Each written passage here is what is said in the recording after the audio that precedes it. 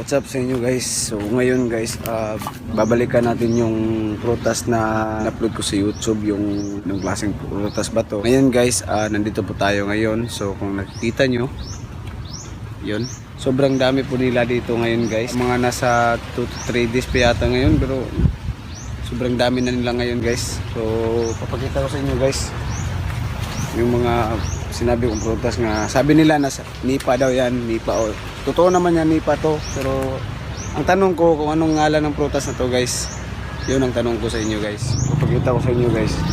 Diba nung una kumuha ko ng isa dito, ngayon nandito naman sila ngayon guys. Sobrang dami na nila ngayon guys. Pero alam ko na wala na tong ano guys, wala na tong laman. Kasi ano, parang ang bilis nilang ang bilis nilang gurang guys. Yung tawag namin dito is gurang, yung ano na, yung matagal na, bilis. Pero mabilis guys. Nandito pa guys, papakita ko sa inyo guys. So, ito guys, maliliit pa to guys, maliliit pa to. Ito pa yung sunod guys, oh, yung pinakamaliit nyo guys. Ito yun. Yan po. Yan. Ito nag-uumpisa na po to guys. 2 to 3 days pa lang to guys, ganito na guys. Dito pa guys.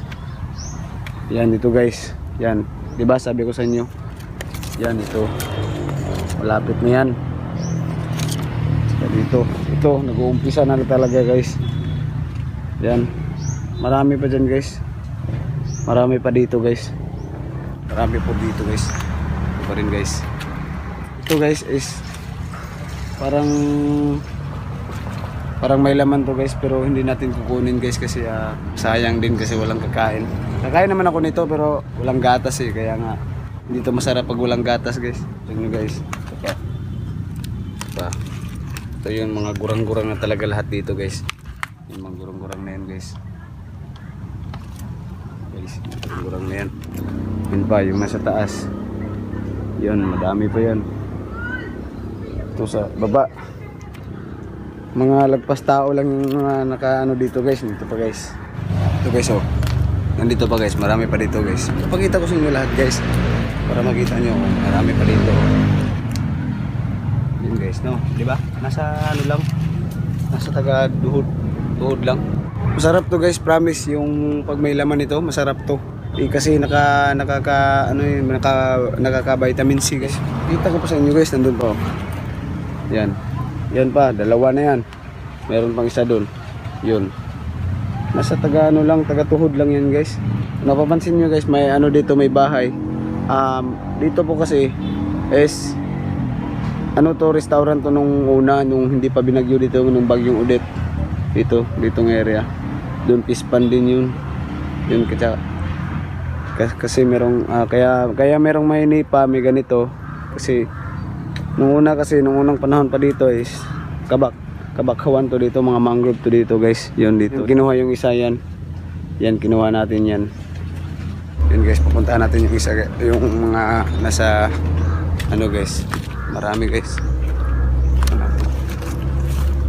Ano na talaga dito guys, mga sobrang dami ng damo guys. Yan yung tinuro ko kanina guys. Ito yun. Ito pa nasa baba. Diba sobrang dami nila. Yun. Ito is tutubo pa yan ng marami. At ito na mga gurang-gurang na to guys. Lahat na sila dito is mga gurang-gurang na. Ito kahit maliit na, gurang-gurang pa rin. Yan lahat guys.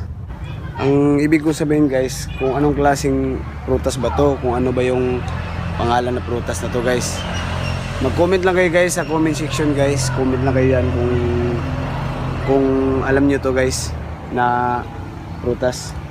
Kasi para sa akin ano to eh, parang nipa naman siya, dahil sa nipa siya binanggaling guys. Dahil nga sa sobrang intense ko dito na prutas. Wala pa nakakalam dito na prutas to guys, anong klaseng prutas talaga to. So sa lahat ng nagtatanong guys, like, comment, share, subscribe. Kung anong prutas to, comment nyo lang dito sa comment section kung anong prutas to guys. So tara, let's go.